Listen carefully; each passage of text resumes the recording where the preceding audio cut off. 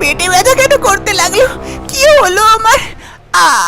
সন্তোষ, সন্তোষ, ওঠো না গো, কি করছো?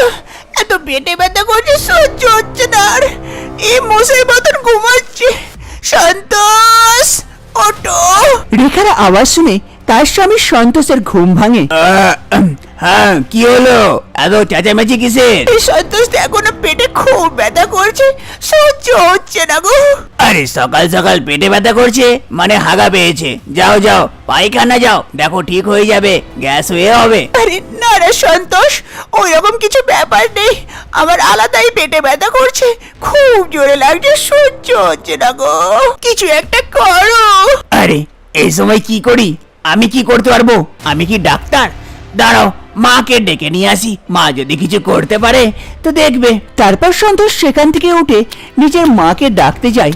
আর এদিকে রেখার খুব পেটে ব্যথা করে, সহ্য হয় না। তার কিছুক্ষণের মধ্যেই সন্তোষ নিজের মাকে ডেকে নিয়ে আসে। কই গো বৌমা, কি হয়েছে? সকাল সকাল এত পেটে ব্যথা শুনলাম। হ্যাঁ মা, সহ্য হচ্ছে না, খুব পেটে ব্যথা করছে।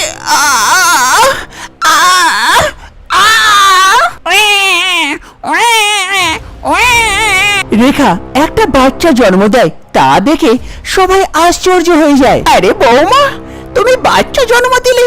তুমি প্রেগনেন্ট ছিলে, আমরা তো জানতাম না। আরে মা, আমিও তো জানি না, হঠাৎ করে বাচ্চা কেমন করে হলো, আমি কিছু বুঝতে পারছি না। আর যাজ্ঞা, যেমন করেই হলো, আমি একটা নাতি তো পেলাম, খুব খুশি আমি।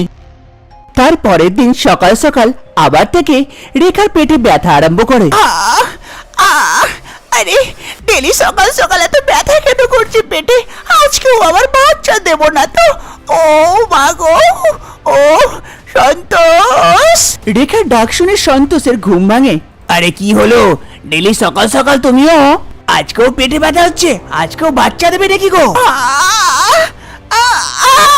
রেখা আজকে আবার থেকে একটা বাচ্চা জন্ম দেয়, তা দেখে রেখা এবং সন্তোষ দুজনে খুব আশ্চর্য হয়ে যায়। আরে রেখা, এ কি করছো তুমি? ডেলি ডেলি বাচ্চা জন্ম দিচ্ছ, এ কেমন করে সম্ভব?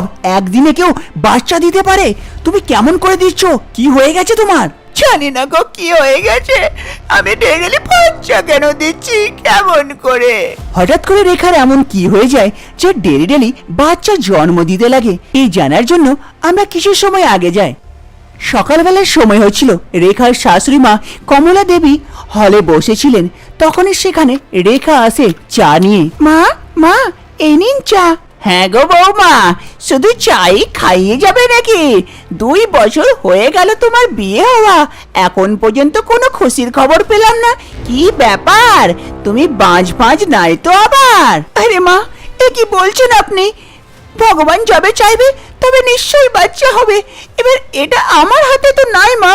হ্যাঁ হ্যাঁ, তোমার হাতে আছে কি কার হাতে আছে আমি ভালো করেই বুঝতে পারি। দেখো বাবা, তোমার বাচ্চার শখ না হতে পারে, কিন্তু আমার নাতি পোতার খুব শখ। যদি তুমি এই বছর কোনো নাতি পোতা না দিতে পারো, তাহলে কিন্তু আমাকে জোর জবরদস্তি সন্তোষের আর একটা বিয়ে দিয়ে তোমার জন্য সতীন নিয়ে আসতে হবে। এবার তুমি ভেবে নাও কি করবে। আরে মা, এ কি বলছেন? আমার জন্য সতীন নিয়ে আসবেন?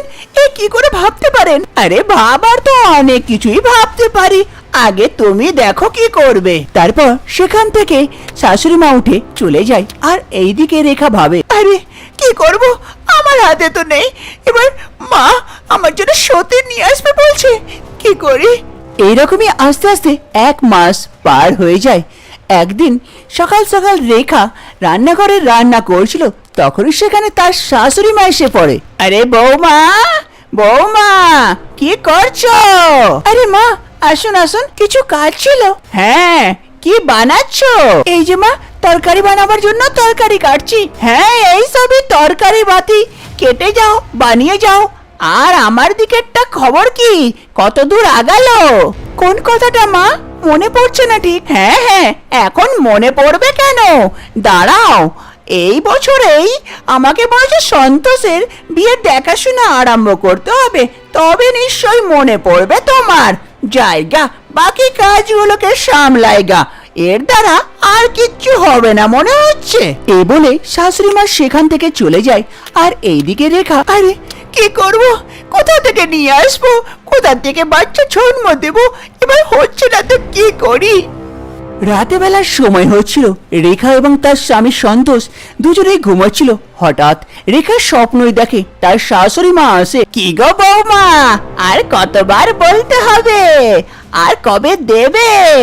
না, নিয়ে আসবো ছেলের জন্য নতুন বউ, তোমার সতীন। আরে না না মা, মা এরকম করিয়েন না, না না। রেখার স্বপ্নই রাত্রেবেলায় না না করে, তাই সন্তোষের ঘুম ভেঙে যায়। কি গো রেখা, কি করছো রাত্রেবেলাতে এই না না না না? ও কিছু না, মনে হয় কোনো স্বপ্ন দেখেছিলাম। তাড়াতাড়ি ঘুমিয়ে যাও, সকালবেলায় আমাকে উঠতে হবে। এই স্বপ্ন পরে দেখিও। রেখা খুব চিন্তিত ছিল, তাই ও আস্তে আস্তে গ্রামের রাস্তায় আগে বাড়ছিল। যেতে যেতে রাস্তায় হঠাৎ করে রেখার নজর পড়ে এক সাধু এক গরুকে ঘাস খাওয়াচ্ছে। আরে আমি শুনেছি কি গরুকে কিছু খাওয়াতে গেলে ওর ইচ্ছা পূর্তি করে। আমিও যদি গিয়ে সেই গরুটাকে কিছু খাওয়াই আর ও আমার ইচ্ছা পুরো করে দেয়। তারপর রাধা আস্তে আস্তে আগে বাড়ে, ঘাসের একটা বান্ডেল উঠায় আর গিয়ে গরুটাকে খাওয়াতে লাগে। তখনই সাধু, আরে বেটি, কি হয়ে গেল?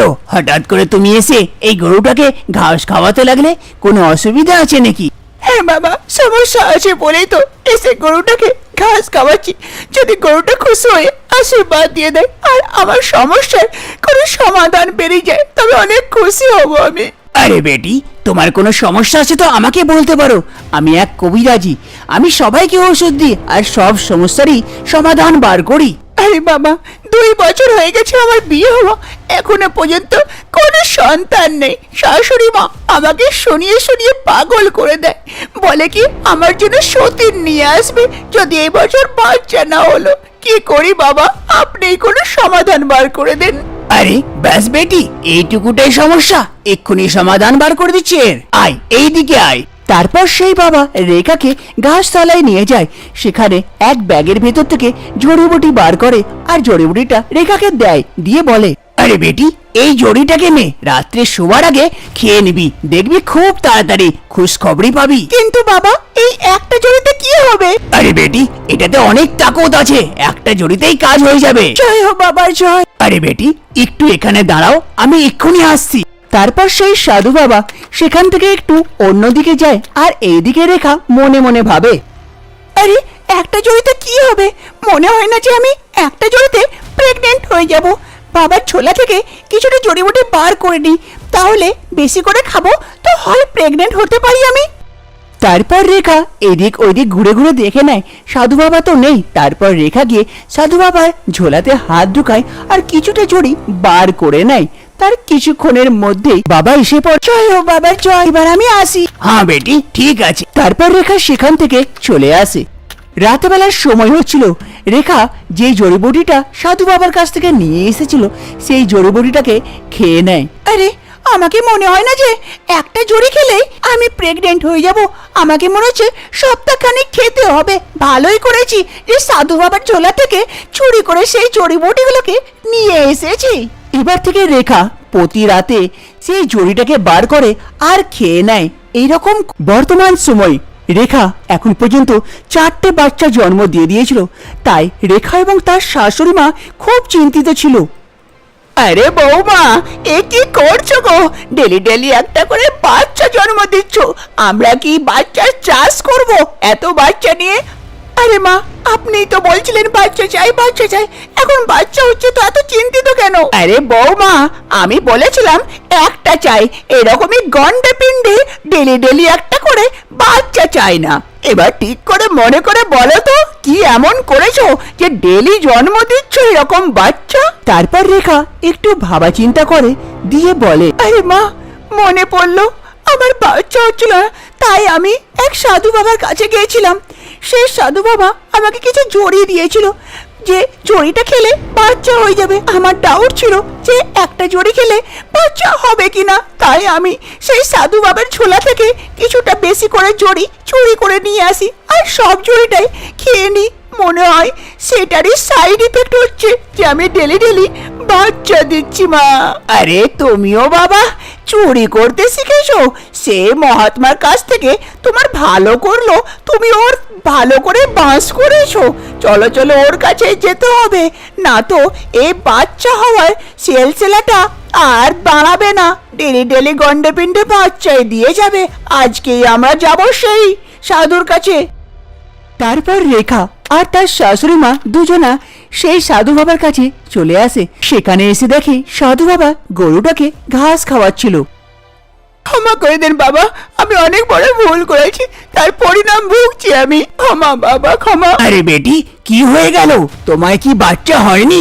আরে বাবা, বাচ্চা বাচ্চা তো ডেইলি দিচ্ছে বৌমা। এইটা থেকে তো আমরা বিরক্ত হয়ে গেছি বাবা। সেই দিন এসে বৌমা আপনার কাছ থেকে কিছু জড়ি চুরি করে নিয়ে চলে গিয়েছিল, আর সব জড়িকে খেয়ে নিয়েছে। এবার বৌমা প্রতিদিন বাচ্চা দিচ্ছে। আরে চুরি করা তো পাপ বেটি।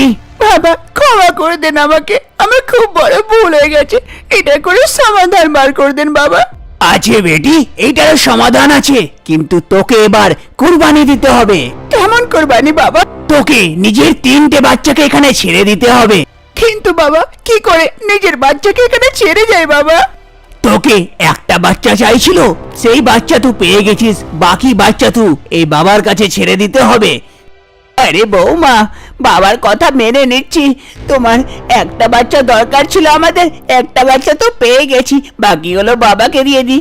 এর বদলে কমসে কম তুমি বাচ্চা তো দেবে না? রেখা নিজের শাশুড়িমার কথা শুনে রাজি হয়ে যায়। সেই কথাতে রেখা নিজের 3টে বাচ্চাকে বাবার কাছে রেখে দেয়। তার বদলে বাবা রেখাকে এক জড়িবুটি দেয়।